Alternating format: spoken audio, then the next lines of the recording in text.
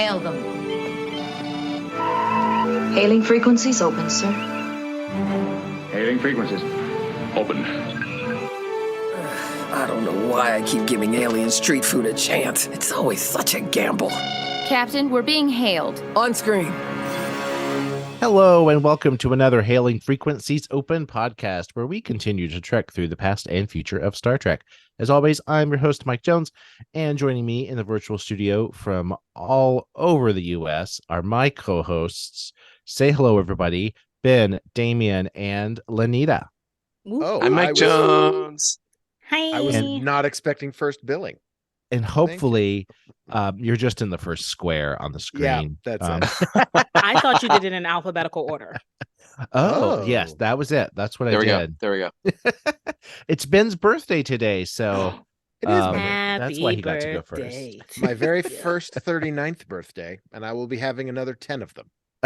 Oh. Wow. You know, my mother stopped at 29, so we have the anniversaries of her 29th birthday year. Nice. Oh, that's a lot of math. That is a lot of math. It it's is. like being born on a leap year. Which I wanted to do.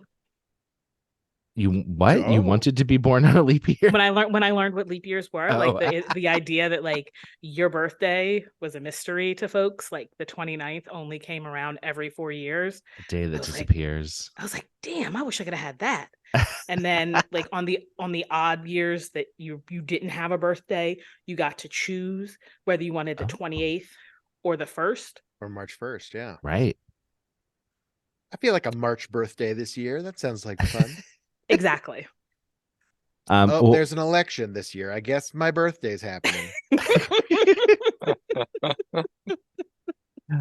So Ben warned us that he might get pulled off into a birthday party any minute. So if, he'll tell us if he's leaving. I'll be as disruptive as possible. Excellent. Can't wait. And hopefully Erin is going to join us. I think she's working, or I know she's working. She had to work late. So this is our crew for today's episode. First of all, I just want to say happy Star Trek Day, everybody. Happy Star Trek Day. What is Paramount doing to celebrate today? A whole lot of streaming on Paramount Plus. Yes. What are they doing? A whole lot of streaming. They're well, I actually know. Well, there's an event on Paramount lot where they're doing something. I don't exactly know what. I think there's a special strike happening in New York City where you can go pick it with your favorite Star Trek stars, which that actually sounds kind of fun. It's happening in LA and I think in New York. So that's pretty cool. Damien, are we going? I mean, I think we're doing this. I think it's happening like literally as we're recording this. So I'm going to say we're not going. So we're probably not. But going. But because I happen to work near Rockefeller Plaza where there's a lot of strike activity happening often, I maybe once or twice did sort of like peruse the picket line just to be like, Michelle Hurd here? No, she was. Is she based in New York? I believe that she is. She's actually like Michelle Hurd, who plays Rafi, by the way. She is actually running for something in SAG-AFTRA, like yes, some yes, sort of like she's a big deal. Yeah, I think she is, and I think she lives up in Harlem because I remember having dinner at a restaurant with her many years ago, back when it was of like the Law and Order, Devil's Advocate fame, and I was like, someone was like, who? I was like, don't worry. Love that. I love that you knew who she was before Star Trek because I'm not sure that I didn't. Would you? Absolutely. Yeah, would I have? No. The Devil's Advocate, her being the other like sort of devious muse to the blonde chick. I was like, oh, who's she? And then being on Law and Order, I was like, hello. Mm-hmm. For those of you who don't know, there's no way to transition out of Law and Order back to Star Trek Day. Yeah, she's gonna keep saying things that there's no way to transition out. So you gotta drag us back. You gotta keep pulling us back on track, Mike Jones. So Star Trek Day is September 8th because the first episode of Star Trek aired on December 8th, 1966. September 8th, 1966. I would say that I'm high on cold medicine, but I have not taken any cold medicine. I just have a cold. But so we decided to do a little special episode for in commemoration where we talk about some big picture stuff about the people who are in charge of Star Trek and what we would do if we were those people. We should be those people. I mean, I think that we have great ideas. Well, Alex Kurtzman is going to be done, I guess, at the end of 2026, unless they renegotiate a contract. So, get in your resume now. Exactly. Well, the entire streaming industry may have collapsed by then, so who knows? It's possible. Oh, yeah. It would be a terrible day. It would be. We may only have, AI written and acted shows to watch at that point. Oh, I will pull out my VCR and my DVD player and start watching the box sets of things that I own. Yeah. Before I think we'll see a resurgence in physical media, I think is what's going to end up happening here. This is my guess. I think streaming is going to start. I think Damien's right. I think streaming is going to start collapsing. There'll be certain smaller platforms will go first. And then I think we'll see a sort of a resurgence in like the box sets of stuff, or it'll be like the director's cut of things. Or if things go, I don't know, become more and more difficult to find, then I could see that, if I mean, if Family Guy disappears, luckily we have like 20 boxes sitting over here of Family Guy DVDs. Yeah. My sister predicted that YouTube will just take over and it's all going to be like, low budget, self-produced. Yep. I know. I watch too much of it, but I do too. I don't watch too much of it. I watch just enough of it. Yeah. Yep. I love YouTube. I do choose YouTube. Not a sponsor. Oftentimes over a streaming platform. Like I'll watch a show on YouTube. Yeah, me too. Rather than I like all those little mini documentaries that nerds make about, like, they've researched, the history of macaroni and cheese or whatever, and it's just fascinating. I was homesick for an entire day, and I watched, there's one channel that is exclusively about failed backdoor sitcom pilots. Yes. Like about how like a hit show to like win off format and introduce new characters for one episode with the idea of like testing out a potential spinoff. Star Trek most of them failed. Star Trek did it with Gary Seven. Assignment Earth. Yeah.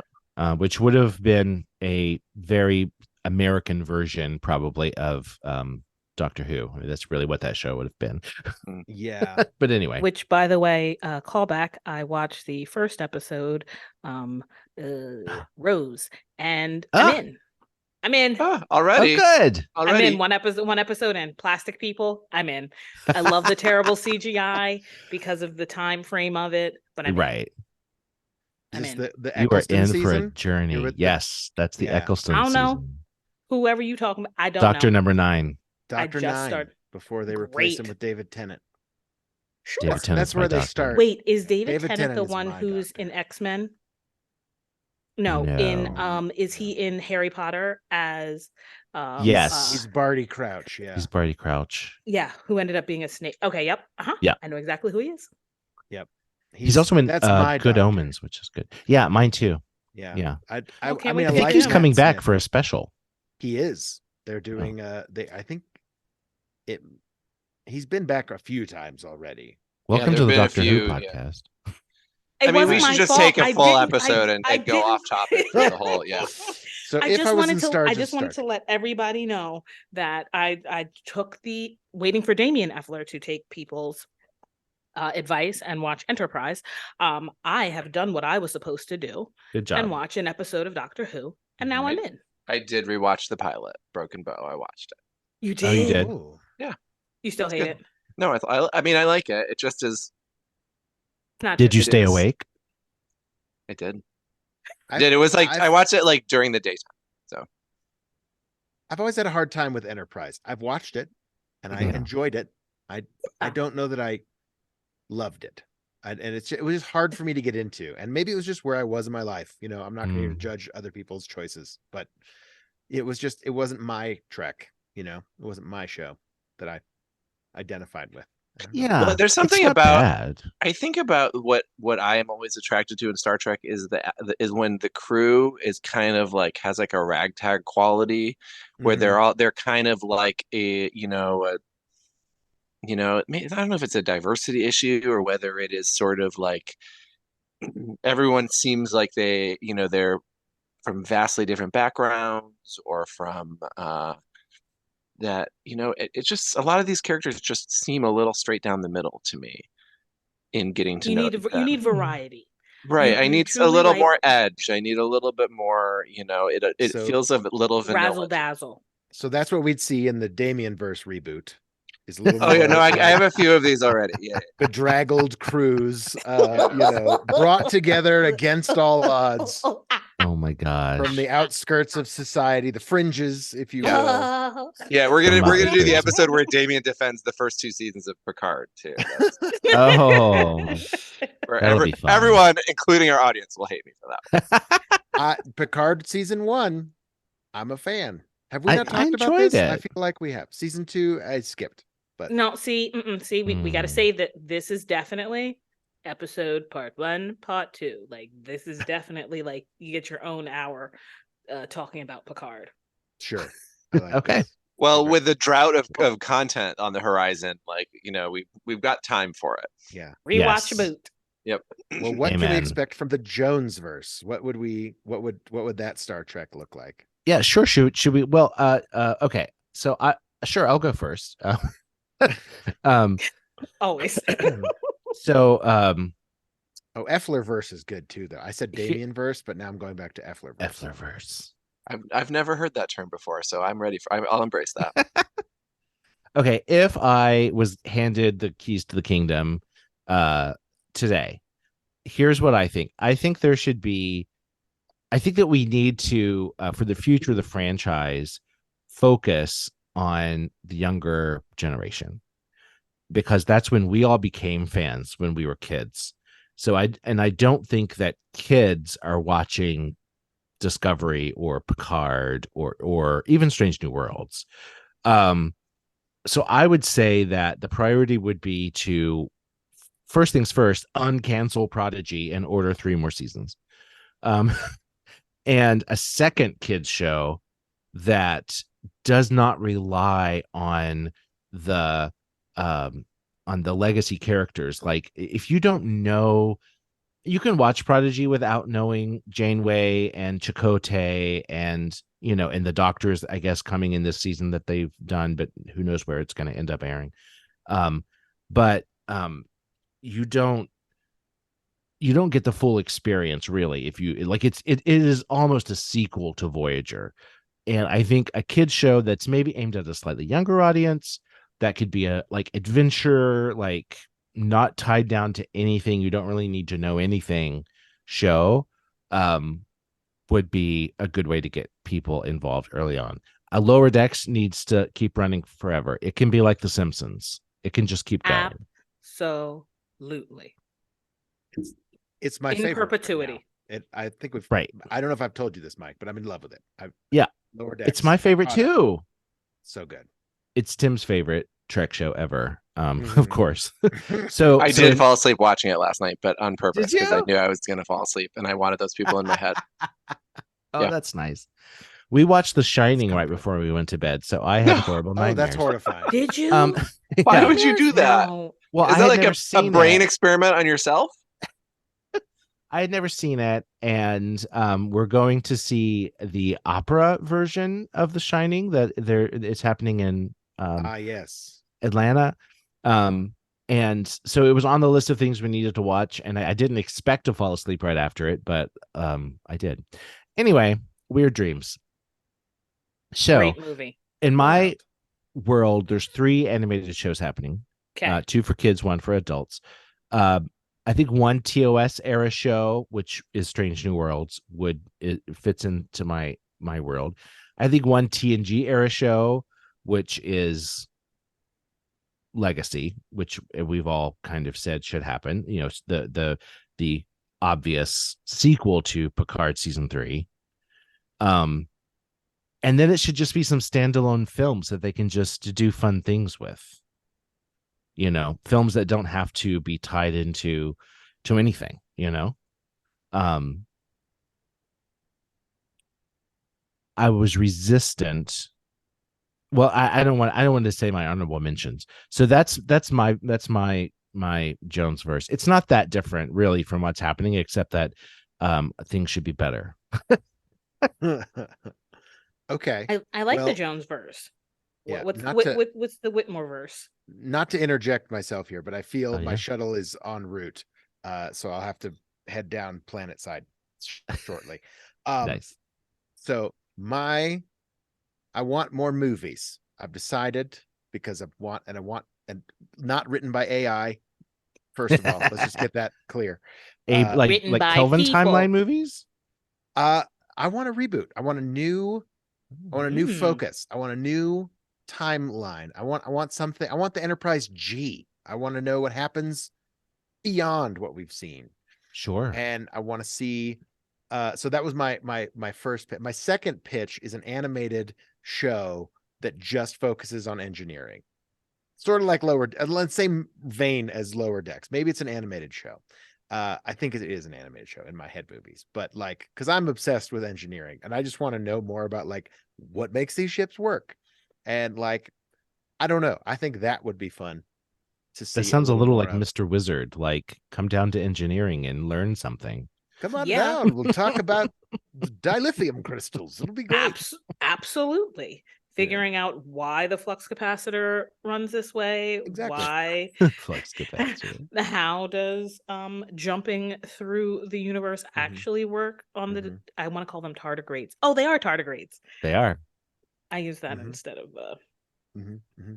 that's right. So I think I want to I guess reboot, but I want just a new movie franchise. I think we're ready for a new film in the Star Trek genre, and I think something we haven't seen before is where I. You mean like a new crew and a new setting, new people, time.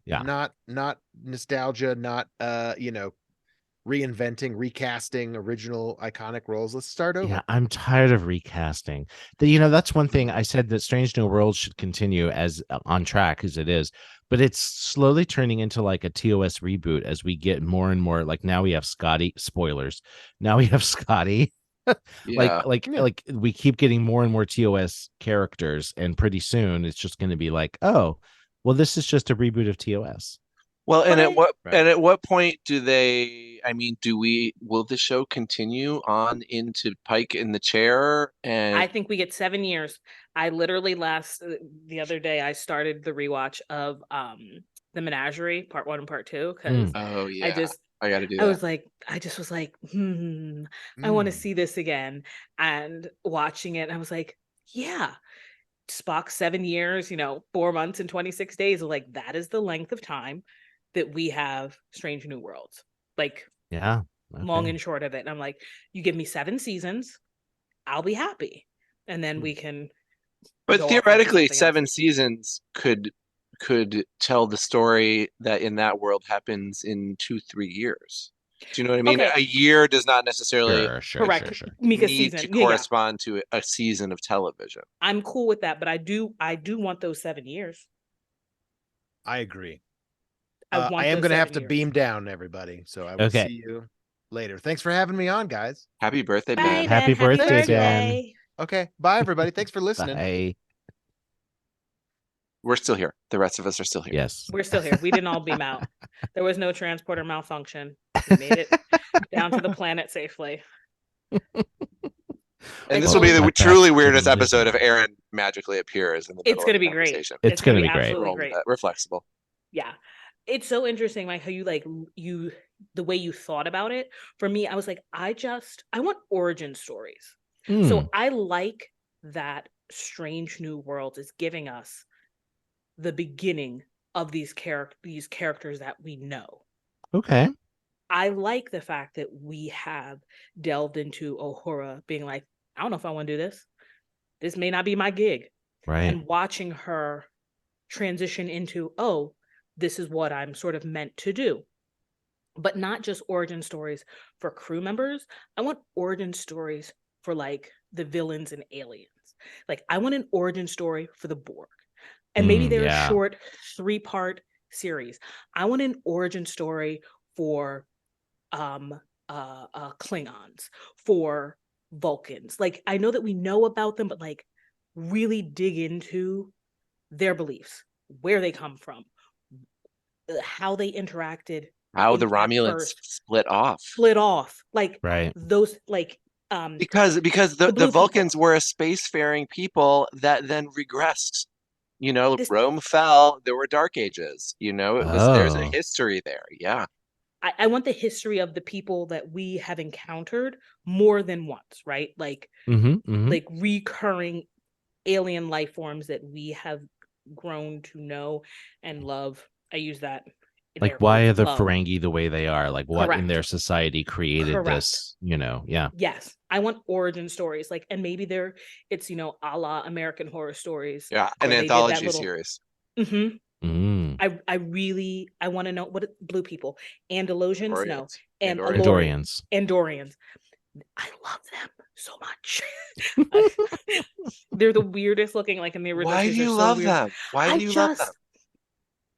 I like that they're little horns, like that they're like these little antennae, and how sort of intuitive they are. And I just don't know a lot about them. They sort of pop up and are interjected into things. You're like, where'd you come from? Why are you a part of this? And then they disappear. Well, I like that they're blue people. The best Orions are not Orions. What did I just say? Andorians are on Enterprise. That show actually does that species justice. Yeah. With Jeffrey Combs. Well, and that's my thing. There was not to bring us back to Battlestar Galactica, but there was a talk of coming to Peacock, a new set in the Battlestar Galactica universe. And that it was a show essentially with a structure that had never been done before. And I don't know if this show is still in development, whether it's happening, whether it's not. I've kind of lost track of it. But the idea was that sometimes you get a random half-hour episode, or maybe you'll get a movie, or maybe you'll get a 5-episode miniseries, or you'll get so that the story that they need to tell will dictate the format and structure of the show. And because it's streaming, it can be all over the place. That's awesome. Right? So, why not? And the thing is, I think why. Because the original pitch for Discovery, and I think this is Akiva Goldsman, I don't know, or maybe it was Brian Fuller, because he was the one who did. Yeah. But that was one of the original pitches, was that it was an anthology series a la American Horror Story. But the thing about that is problematic for Star Trek is because everything has to be invented from scratch. Yeah. Right.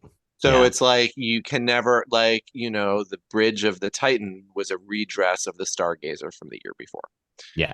So that it is a production challenge, but whatever, that's not our problem. We're just, it's just we're making that as we go along. But what's interesting about that is if you had these origin stories, the next one would be dictated based on who your current people are meeting, right? So maybe that's what dictates the next story being told, the Borg origin stories. They run into who's the first person that they decide that they're going to assimilate.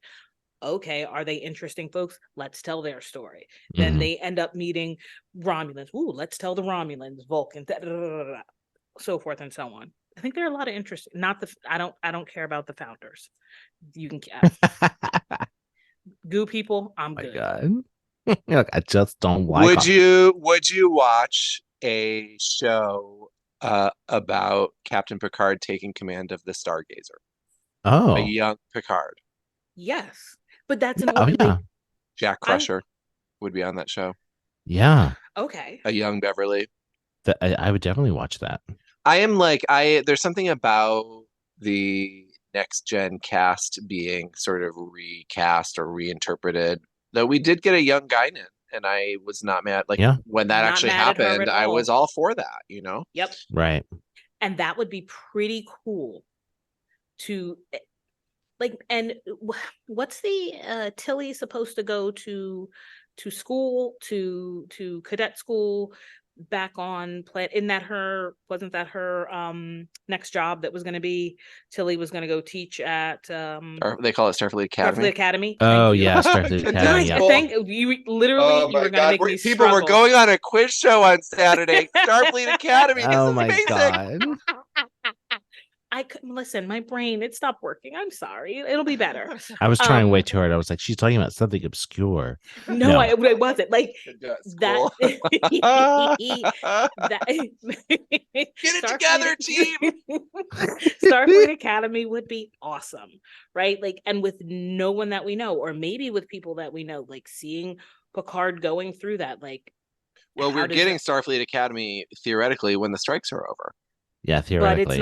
But it's not going to be with the people that we know. It's going to be with rando new folks and Tilly. Well, who we don't know who. I mean, we assume it's a Discovery spinoff. No, we it's going to be in a the 32nd century. Yeah. So, but that's what I'm saying. Like, I think that your idea of having that Enterprise, next gen cast in the past and see how they get to where they are, it's pretty cool. Because getting a little bit of it in Strange New Worlds is kind of awesome. It is. I will say I get frustrated by the not the reboots, but the series that are set in blank spaces in time in a continuity we already know, because I feel like it limits them because they know where they're going. Right. Which is, I guess, silly, but also it creates all kinds of continuity errors. I mean, Strange New Worlds doesn't really connect to the original series, in not just in special effects and ship design ways, but like, I mean, it's an easy joke. It's like, I just saw a meme of like the picture of Pike's quarters, and then a picture of William Shatner in his like little tiny quarters, and it's like, Kirk really got the shaft on rooms when he got the ship. You know what I mean? They redesigned the layout. Yeah, they said that it was too much. They said everybody needs to be more even. The captain cannot have half of a floor. You don't need that much. And here's the thing: Shatner wasn't cooking, so he didn't really need that gourmet kitchen. That's true. He was not cooking. He just needed a soft bed to bed. The thing is, I think Strange New World is peddling in that kind of material via its own choice. Like they have decided to set themselves to take on familiar aliens. They, right. All of these timelines are full of people and places and aliens that, the galaxy is a big place. So there's really plenty of things that could happen in the entire lost era of Star Trek that from Star Trek 6 through Encounter at Farpoint has a whole wealth of sort of unexplored things that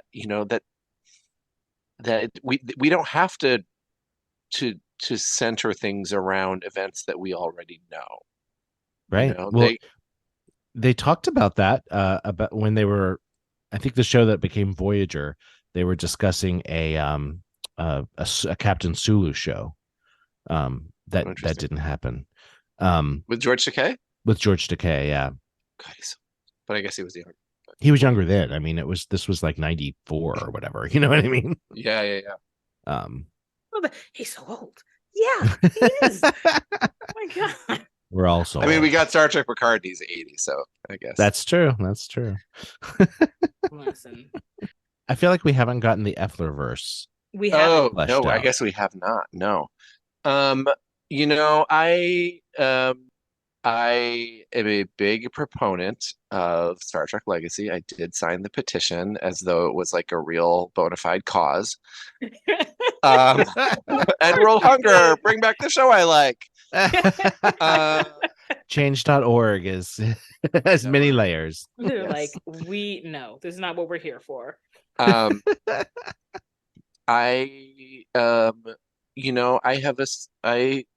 feel like we're ready for that. And I feel like they fully handed us a show ready to go. And I feel like I want to watch the Captain Seven show with Seven and Jack and Rafi and Sidney LaForge. Yeah. I want it. Yeah, and in Alondra LaForge, do we think, as in engineering, and and they've given us all of the sort of like background bridge players to fill it out if we want to keep them, but we don't have to. How many Voyager people do you think would show up on I don't know. Captain Seven show? I think that's the danger, is making it all nostalgia. I think it would be, I mean, you can't not have Janeway at some point. Yeah. But the thing is that Janeway has this, such a way of can overshadow, and I think a lot of these, I think that third season of Star Trek Picard was such a gift to all of us who grew up with those people that it's okay to just let them have that. Like, I don't want to see Picard again. No. I don't, I think it's a good ending.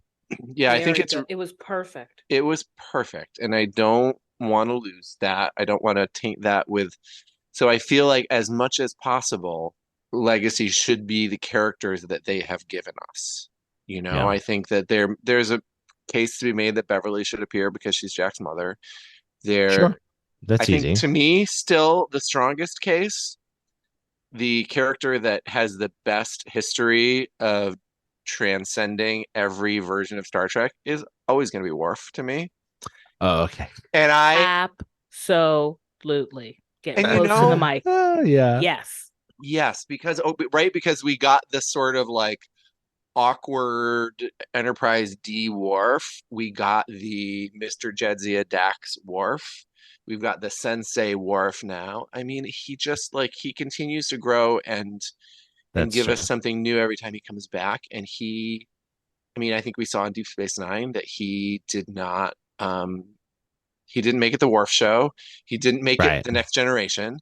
Like, he is a character who, and also when the rumor went around, which was short-lived because we saw how it ended, but there was the rumor of the Worf and Raffi spin-off of their own, which, by the way, I would watch that show. I would watch that. Yeah. I would. I was almost a little disappointed in Raffi being the first officer because I was like, oh, but she's got her own show with Worf already, right? Yeah, she's gonna be the super hard cop to his Mr. Miyagi. Hey, let's, be a pacifist just a little bit, but still kick their asses. Yeah. Yeah. And I think that I want Legacy to be about something other than the Borg. Yeah. Yeah. Absolutely. But also it's who Seven of Nine is. That is still an aspect. The Borg don't have to go away entirely. They are. There is an aftermath to all of the things that happen, and I'm not opposed to that. But you don't want them to be a central character. Here we are, fighting again, or rehashing how she became Borg and telling that story over in a different way. But the question that I would put to you guys is Star Trek Legacy a episodic like Strange New Worlds? Or is it serialized? I vote episodic. I think that the danger is, like you just said, falling back on nostalgia. And I think that if they're smart, they have the characters to move forward into bold, Strange New Worlds, for lack of a better term. And not falling back on Hollywood is, and Broadway's the same way. They play it safe. It's like, we're going to invest money in this because it made a lot of money 10 years ago. It'll make it'll return on its investment now. You know what I mean?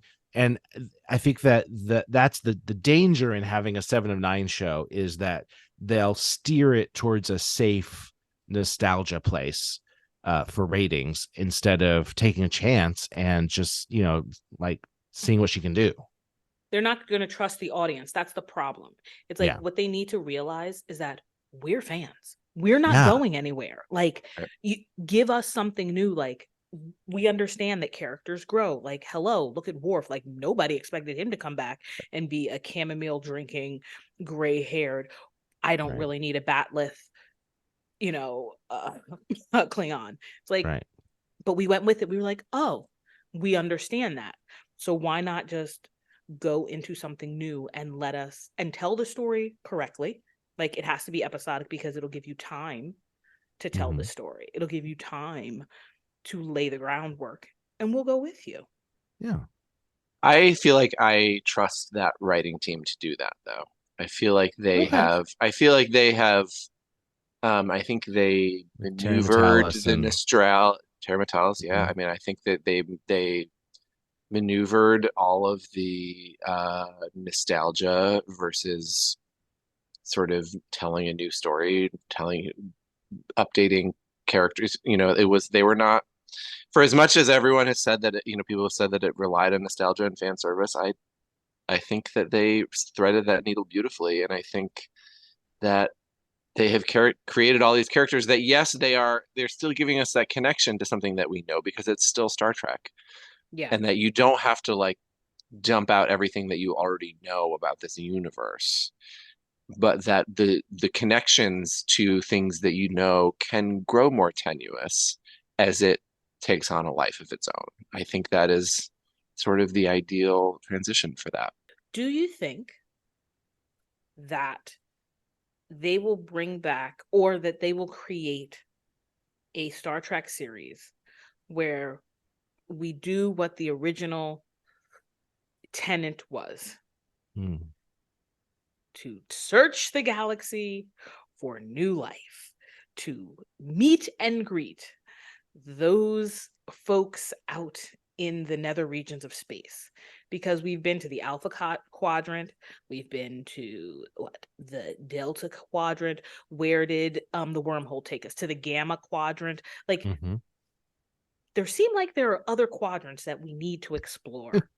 Well, and in Discovery, they in the later seasons they go out of the galaxy, right? Don't they leave the galaxy and to but I think that I hope so. I hope the answer is yes. I also think that the original series was about exploring, but it was also the writer's way to hold a mirror up to society. Under the guise of science fiction, they could talk about things like racism and Vietnam and stuff by having aliens having similar situations, and sort of was able to get past the censors kind of thing. At least that's the idea. So I would love to see some of that. Although now, I mean, it's a different landscape now. You can do so much more on television, but you don't have to hide it. It can just be in plain sight. Right.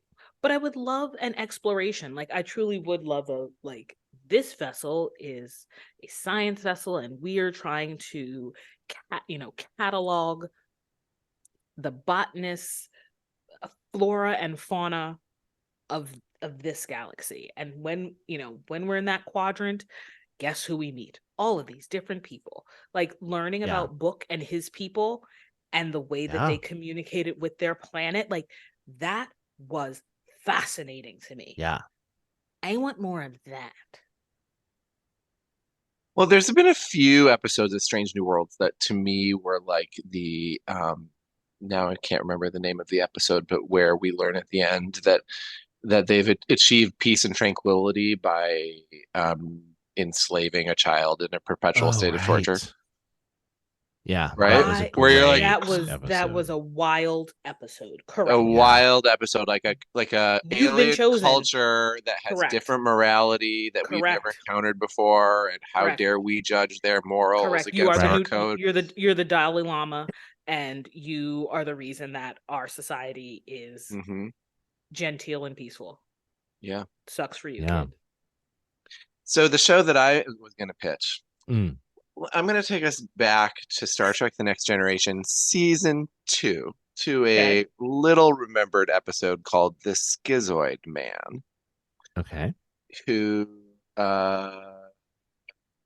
where Data becomes possessed by the brain of a brilliant doctor, and his young, beautiful blonde girlfriend. It's not a very memorable episode. But on the away team is a doctor we've never seen before, Dr. Solar, played by Susie Plaxton. Yes. She's going to be the lead of my hospital series set in a hospital space station. Think of this as like a screwball comedy. She is the sort of calm center in, like I said, I've said this before, a motley crew of characters. This is the kind of Star Trek that I want, right? And that she's this sort of like calm in the center of the storm of a sort of unlikely group of frontier healthcare providers. Think of it like somewhere between like Dr. Quinn, Medicine Woman, and MASH and Scrubs, right?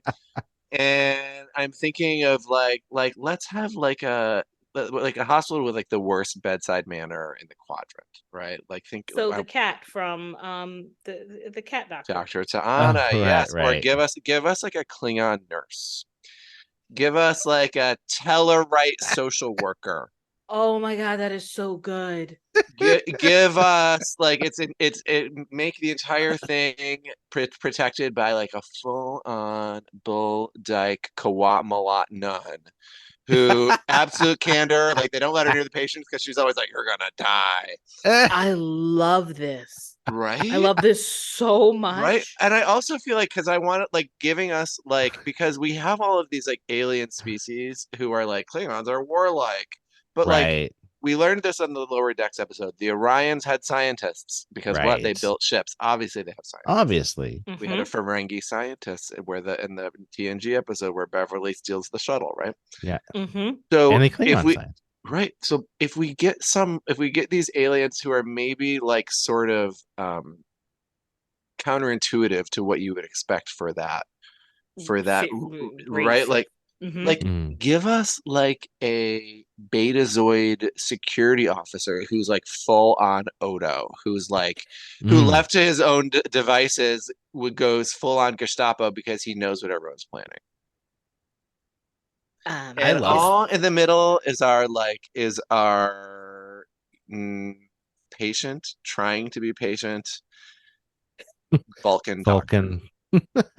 Played by Susie Plaxton because I want her back in Star Trek.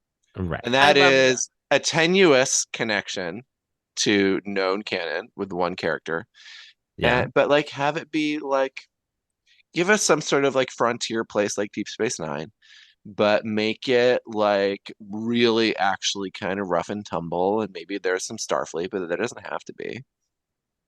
I would love to see some of those characters that were in one episode, or some of those races that were in one episode that we never see again. I mean, Lower Decks does that sometimes, you know. Totally. But you know, like the Edo, the people who know barely wear clothes and run everywhere and are constantly giving each other hot oil massages. Right. Correct, but don't step on those areas with the coverings. Right. Then they'll put you to death. And everyone has muscles, but nobody lift weights. They use their own body weight. They do push-ups and pull-ups, Damien. People can build muscles by doing calisthenics.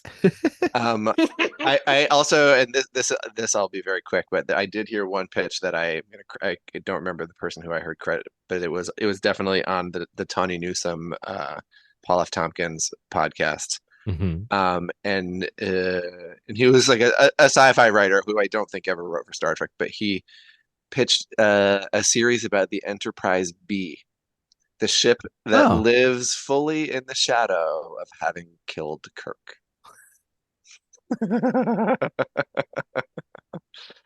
I think there's a novel that covers some of that, because Captain Harrison is Harriman. I think it's Harriman. Yeah.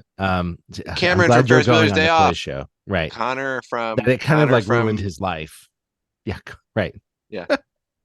I love that. I love that idea. What do you think? You know, you always, there's reference to like the fan fiction, the novels. Like, what if there was like just a short little, 3-season where 6 episodes each, where they take like fan fiction, like the best of fan fiction, scour, give a little writing credit to the folks, and then build on it. Because I know some of it is probably like really good, some of it's sort of like a seedling of an idea, and then turn that into episodes. Like, I feel like that could be fun to see what are in the minds of like super fans. Like, yeah. Well, that was the original structure of the writing I don't want to say the writers room, but that the original that Next Generation accepted unsolicited scripts, and they they had like submission guidelines, but people, I mean, I think that's where Ron Moore came from. Like all of these, a lot of people like actually wrote spec scripts that they sent to Star Trek that they that were essentially fan scripts. Well, that's awesome. Yeah, I would love to see more, and just in general, more of the beta canon brought into alpha canon. More of the things that we've and sometimes it happens. I mean, Uhura's first name came out of a book, and then they wrote it into one of the films, things like that. But it's all contradictory, but there's such a rich material to pull from in the beta canon. Yeah. I mean, I tried to think of it in like a Ferengi, because if you were actually in charge of this franchise, you would need to make money. Mm-hmm. So that's why I thought focusing on the younger people would be smart, because I think that there are kids who love.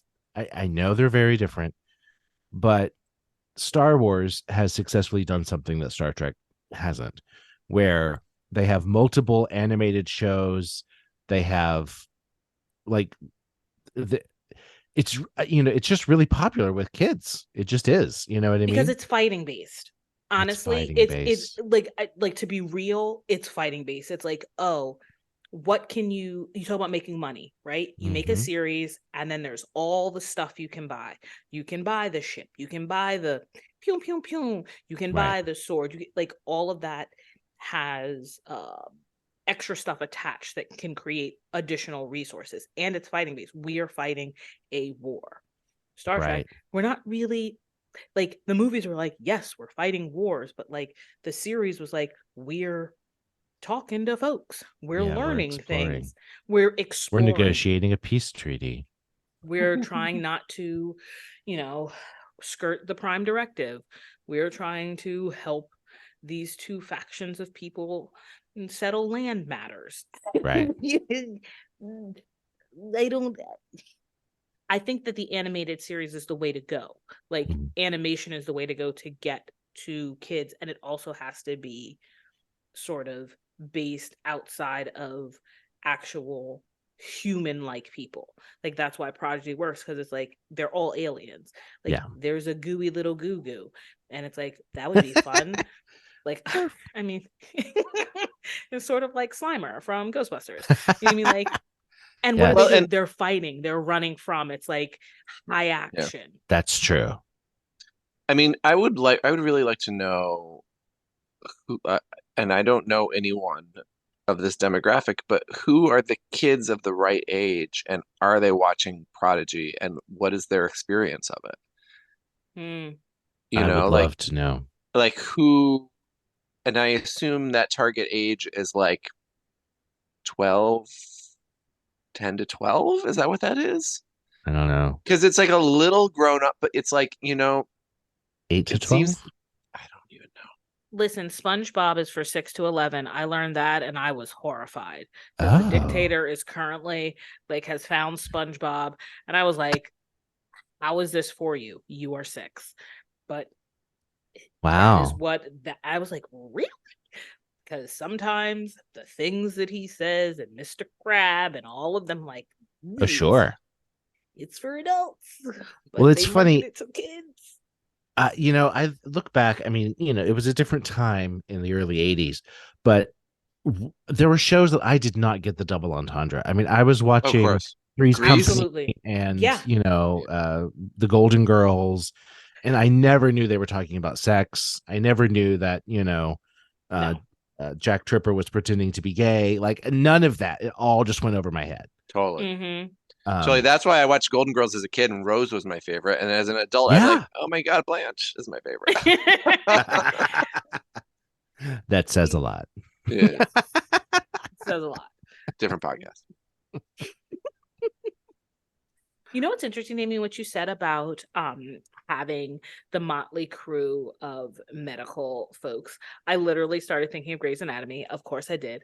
And I was like, would it be super cool to like watch interns like learn how the ropes go on, like what are you when you're stationed on a starship, here's what you need to know, learning about all the different races that you have to treat, like here's the surgery that you do in your latex suit and you're just doing little boopity boop boopity boop, because I feel like surgery really doesn't happen. Here are the buttons you press to give somebody a new liver. Right. The light you wave over them too. Like, do not let this alien stomach acid spray you. You will disintegrate. Correct. Right. Like that's what I want to see. I feel like that'd be pretty cool, like to see medical school. Like if you want to be a part of, Starfleet and you want to be a doctor on a ship, like you've got to learn all of the basics of alien anatomy, and like watching that happen. It could be a spinoff of Starfleet Academy, medical edition. Right. I would love it. Beverly being a teacher, you bring Pulaski back. Oh no, she's dead. But you bring her. We don't know that she's dead. Well, true. She got a ship named after her, which I think means she's dead. Oh, did she? Is there a USS Pulaski? I think there's a Pulaski in the mix in Picard. If you zoom in, I think I saw that somewhere. That's amazing. Find all the doctors that they've had, and they come to like guest lectures, Mbenga, teaching about have nurse chapels. Like maybe you want to be a nurse, maybe you want to be a doctor, but random but kind of fun and pretty cool. Right. Dr. Culber, like there's the list is endless. So this actually, here's another episode that we're going to do that I haven't told you guys about. This was Tim's idea. Ooh.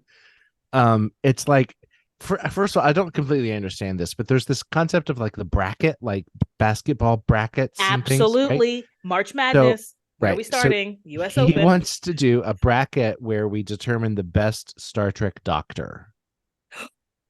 Ooh, and we've got to bring in. There's so many. There are, but are there? Okay, how many are there? I mean, you say there's so many, but are we doing EMRs too? I mean, EMRs. The EMH. Just throwing around acronyms that don't make any sense. Yeah. EMR, that's electronic medical record, which I really wanted to do. The EMR, the EMH, which is the electronic. Does Andy Dick medical count? Yeah, exactly. Right. Because he's the EMH Mark V or whatever. Exactly. That would be cool. I think that episode's coming up, so stay tuned for that, listeners. And just so we're clear, Star Trek Prodigy is for ages 6+.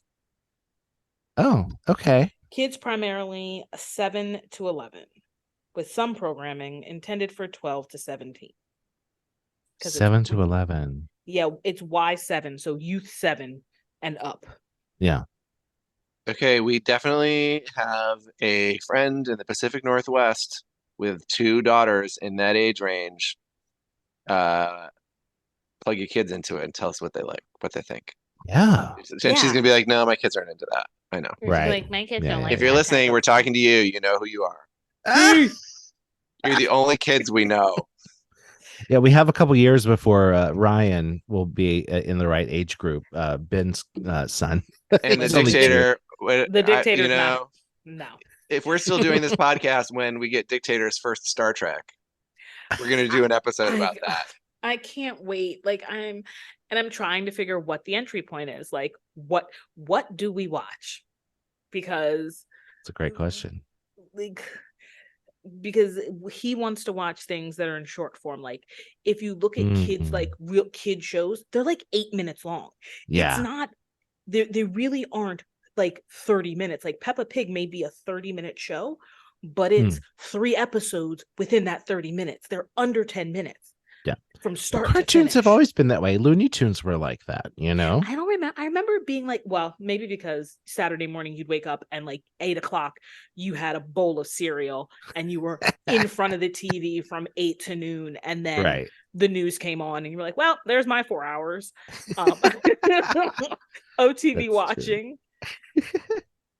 Oh, those were It's the funny. days. I mean, there were Kids will shows never that were know. like that, but I think of like Tiny Toon Adventures and, they're tiny, they're toony, they're all a little, they're all a little loony. loony. But it was like almost sketch comedy. It was the same, like, absolutely was sketch comedy. Like Animaniacs, which is one of the greatest animated shows of all times. So my other Star Trek animated show needs to be in that slow, in that short format. That's what I'm saying. Okay. So, Renew Prodigy, but then the other animated show for kids needs to be shorts. And what are we learning in the shorts? Like, who are they? Are they humanoid, or are they like new aliens? Are they? Is it Picard and his? I don't like. Are we?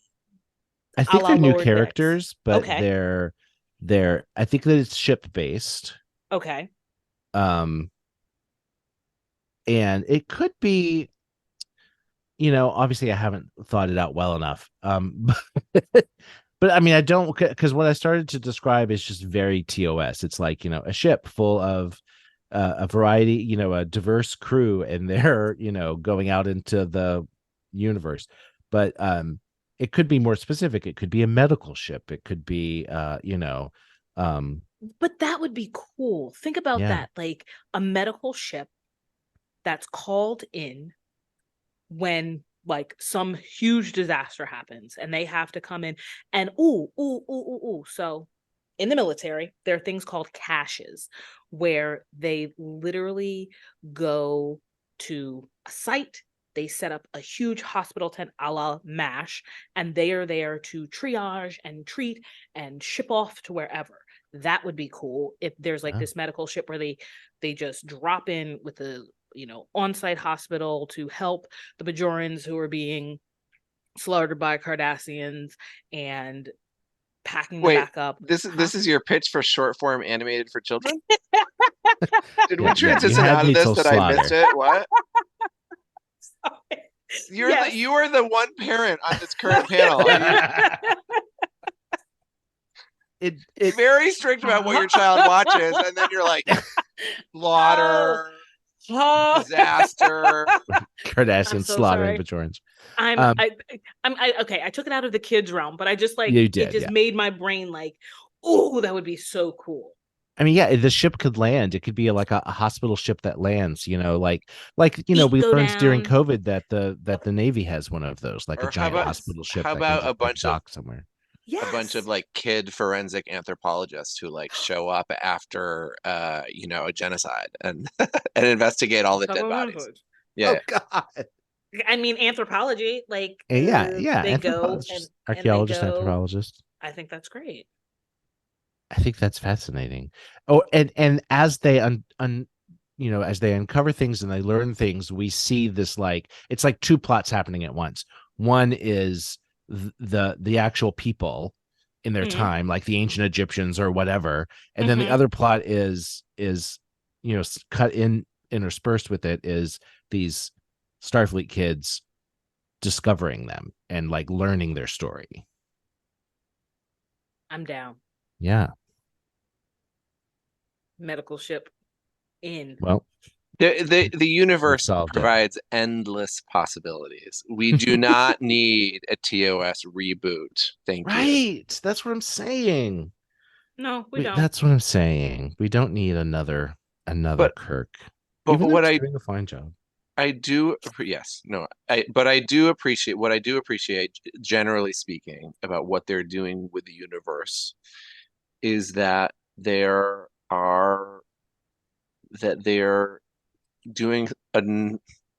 attempting a nice balance of something for everyone, right? So there is a kid demographic, there is an adult anime demographic, right? They're doing the 32nd century is like literally all new, and then they're giving us nostalgia with Picard. And yeah, you're right. I mean, they're kind of nailing it. But then, I think that as things don't prove to be as profitable as they want, they get cut and changed so they become more profitable. I mean, not to be the the Ferengi on the podcast, but profit. First rule of acquisition. Right. Never give the money back. No refunds. No returns. Once you have the money, final. Never give it back.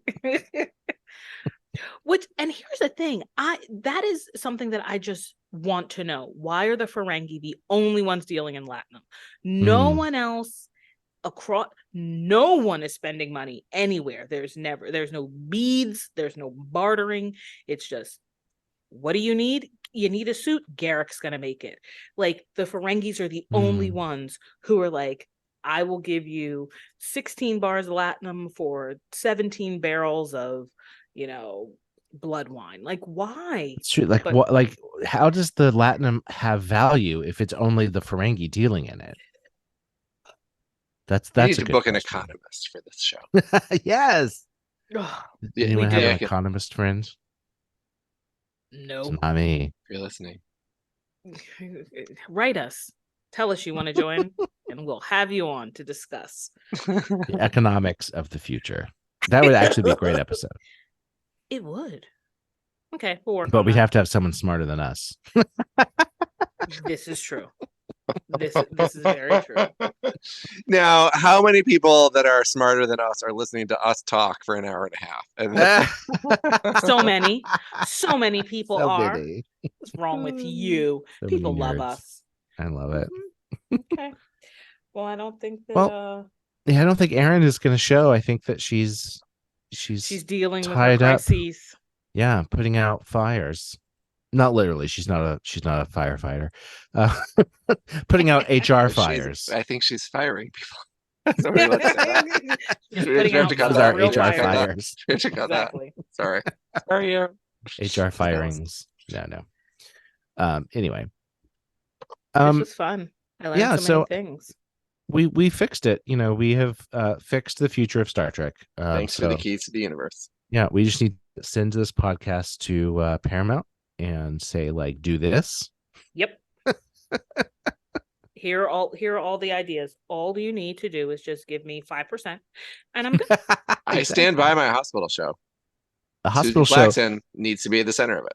The ship can land. That's the epiphany for me, and then become like a mobile hospital, a MASH. MASH. There we go. Done.